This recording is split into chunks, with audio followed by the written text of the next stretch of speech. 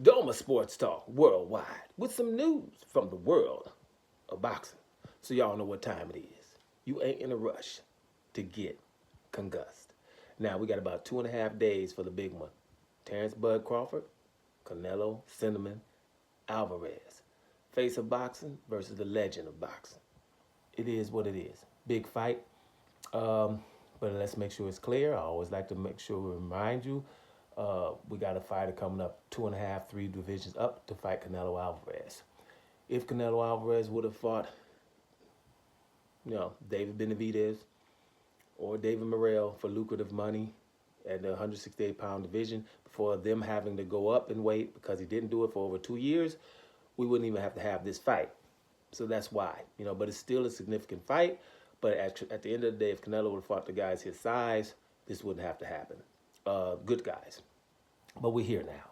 And the only reason this fight is a good fight is because Terrence Crawford's awesome. Any other 147-pound guy, versus Canelo, this wouldn't be an awesome fight. The only reason this is an awesome fight is because Terrence Crawford is awesome. That's the only reason. Normally it wouldn't. Matter of fact, Jamel Charlo was a weight division higher and undisputed a weight division higher, and they didn't consider that an awesome fight, right? This one's awesome. They didn't think Jamel Charlo had a chance. Everybody thinks Terrence Crawford has a chance, even though he's smaller than Jamel Charlo. So therefore, this is why this is big. People that saying it's not a weight disparity and he's the same size, they're just trying to make you believe that. There's a difference. Canelo can't get down to 147 pounds. Crawford could if he had to right now. If somebody said Crawford versus somebody that's 135 that's awesome that's moving up to 147, right? If Crawford versus Devin Haney, he can get down to 147 for a big fight, 154 for sure. Canelo couldn't. You know what I'm saying? So there's a difference in size for those who's saying that it isn't. There's a difference in size just because he's has to he walks around a little bit higher than 147, 154 pounds. Then he's saying, well, he has to just lose less weight. Yeah, but everybody can't get down to a certain weight. That's why it is a size disparity. And on night, the rehydration, we'll see who rehydrates higher, right? You'll see there's a difference in size. But at the end of the day, that's what. Now, let me just tell you the mysterious things that just bugs me. That's why it just bugs me with this fight. Everybody's talking, right? All of these pundits and everything. And they're just not saying what's really up. Like, that we should have been having the David Benavidez fight. Or they would say, well, David Benavidez wasn't there long at 168 pounds, right, with Canelo. But 3 years is long, right? 3 years is long. They're acting like he was just there a couple of months and Canelo just avoided him for a couple of months. That's what they're telling people who are casual fans. Canelo avoided Benavidez for over 2.5 years.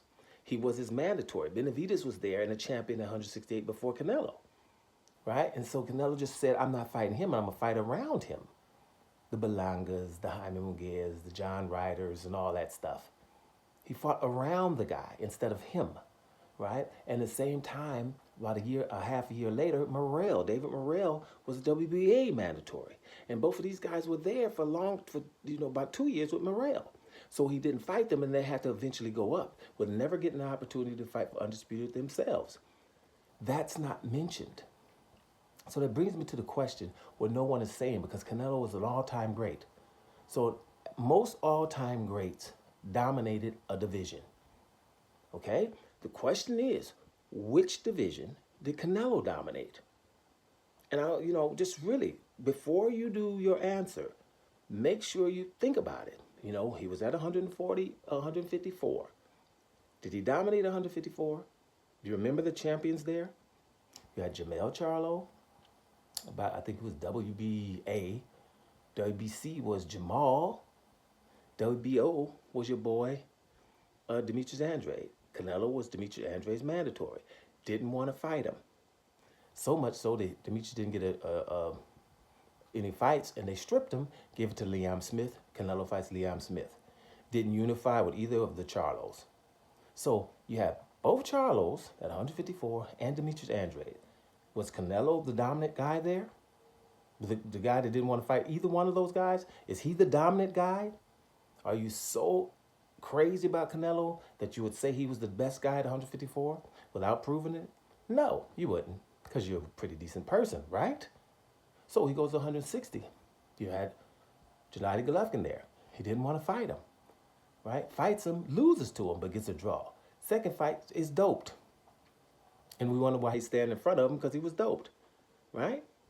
So, and then he could have fought for undisputed against that guy he didn't want to fight at 154, a WBO champion, Demetrius Andrade. Didn't want to fight him, no matter how much money they were giving him, no matter that they were on the same side of the street at DAZN. Didn't fight him. So is Canelo categorically the best guy at 160? Because he's not categorically better than Gennady Golovkin, because most people think Gennady Golovkin won the first fight and tied the second fight. Then he doesn't want to fight your boy Demetrius Andrade, no matter what, for undisputed.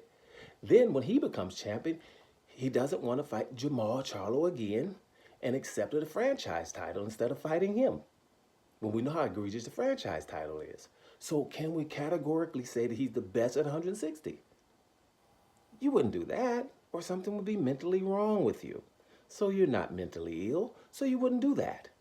So at 168, we just told you, you had David Benavidez and David Morrell. And he fights all the guys around those guys. So he's not categorically the best at 168. And 175, he already lost. So where was he categorically the best at? That's my point. You can probably give him the Hall of Fame, but the best Mexican of all time, Mexicans need to say something about that one. Because he wasn't categorically the best at any division. And in some divisions, he wasn't the top two. You know what I mean? So you guys figure that one out. And, every time somebody mentions this, I'm thinking, you're hating on Canelo or something. These people out in the media are willfully ignorant, right? And they're willfully not telling you guys these things. You don't have to come way in the internet to find me to hear something like that. Stop patronizing me and others people by not telling them. Canelo is good and all that, but there's reasons why he's never gravitated. And let's get this straight too. Who from these guys did Canelo ever call out? How can you be in a division and never call out either one of the Charlos or Demetrius Andrade? Ever. You don't want to call out David Benavidez or David Morrell. They're in your division and people are calling them great. Who does that? If their name isn't Tank Davis, most people call out other good people in their divisions, except Canelo and Tank Davis. Everybody else does. Maybe a little Anthony Joshua too, but that's a whole different ballgame. Bottom line is, he never had to. And because he was labeled the face of boxing. That's why I don't like that label. Because the face of boxing makes casual fans think he's the best in boxing. No, they should just say, boxing's most popular fighter. Then we can go with that. All right? So again, here's the question to you guys. And you tell, what division did Canelo dominate? And then we can holler. Doma Sports Talk Worldwide. I don't bother here.